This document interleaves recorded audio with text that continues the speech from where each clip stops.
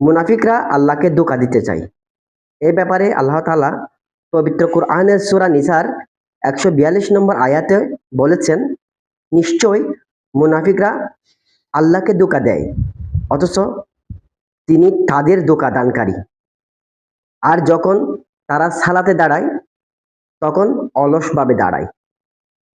তারা লোকদেরকে দেখায় এবং তারা আল্লাহকে কমই অনুসরণ করে বা স্মরণ করে।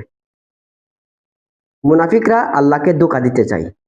এই ব্যাপারে আল্লাহ তাআলা পবিত্র কুরআনের সূরা নিসার 142 নম্বর আয়াতে বলেছেন, নিশ্চয় মুনাফিকরা আল্লাহকে ধোঁকা দেয়, অথচ তিনি তাদের ধোঁকা দানকারী।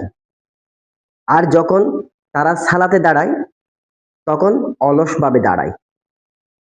তারা লোকদেরকে দেখায় এবং তারা আল্লাহকে কমই অনুসরণ করে বা স্মরণ করে।